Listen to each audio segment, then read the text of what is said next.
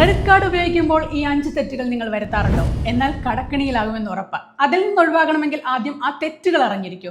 1. കുടിശ്ശിക മുഴുവനായി അടയ്ക്കാതിരിക്കുക. ക്രെഡിറ്റ് കാർഡുകളുടെ പലിശ നിരക്കുകൾ വളരെ ഉയർന്നതാണ്. അതിനാൽ ഏറ്റവും കുറച്ച് തുക മാത്രം തിരിച്ചടയ്ക്കുന്നത് നിങ്ങളെ ദീർഘകാല കടക്കാരാക്കി മാറ്റും. കൂടാതെ വൻ പലിശയും നൽകേണ്ടി വരും. ഉദാഹരണത്തിന് നിങ്ങൾക്ക് ആകെ 1 ലക്ഷം രൂപയുടെ ക്രെഡിറ്റ് കാർഡ് ബില്ലുണ്ടെങ്കിൽ മിനിമം ഡ്യൂ 5000 രൂപ മുതൽ 7000 രൂപ വരെ ആയിരിക്കും. ഇത് മാത്രം അടച്ചാൽ ബാങ്കുകൾ ദീർഘകാല അടിസ്ഥാനത്തിൽ ഉയർന്ന പലിശ ഈടാക്കും. 2. പേയ്മെന്റുകളിലെ വീഴ്ച. പേയ്മെന്റുകൾ കൃത്യസമയത്ത് അടയ്ക്കാതിരിക്കുന്നത് പിഴയ്ക്ക് കാരണമാകും. കൂടാതെ ക്രെഡിറ്റ് സ്കോറിനെയും പ്രതികൂലമായി ബാധിക്കും. ക്രെഡിറ്റ് റിപ്പോർട്ടിൽ വളരെ കാലം ഇത് നിലനിൽക്കുകയും ചെയ്യും. 3. ക്രെഡിറ്റ് പരിധി പരമാവധിയാക്കി നിർത്തുക. ക്രെഡിറ്റ് കാർഡിന്റെ പരമാവധി തുക സ്ഥിരമായി ഉപയോഗിക്കുന്നതും നിങ്ങളുടെ ക്രെഡിറ്റ് സ്കോറിനെ ദോഷകരമായി ബാധിക്കും. ചിലപ്പോൾ കാർഡിന്റെ പരിധി കവിയാനും ഇത് കാരണമാകും. 4. പണം പിൻവലിക്കൽ.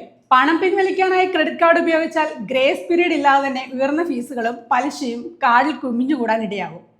പണം പിൻവലിക്കാനുള്ള ഏറ്റവും ചെലവേറിയ മാർഗമാണ് ക്രെഡിറ്റ് കാർഡ്.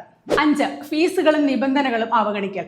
വാർഷിക ഫീസുകൾ, വിദേശ ഇടപാട് ഫീസ്, ബാലൻസ് ട്രാൻസ്ഫർ ഫീസ്, മറഞ്ഞിരിക്കുന്ന ചാർജുകൾ എന്നിവ ഒരിക്കലും അവഗണിക്കരുത്. ഇത് നിങ്ങൾക്ക് കിട്ടാവുന്ന റിവാർഡുകൾ നഷ്ടപ്പെടാൻ ഇടയാക്കും. നിബന്ധനകൾ അറിയാത്തതുമൂലം കാർഡിൽ നിന്ന് ലഭിക്കുന്ന ഓഫറുകൾ പലതും നിങ്ങൾക്ക് നഷ്ടപ്പെടാനും ഇടയുണ്ട്.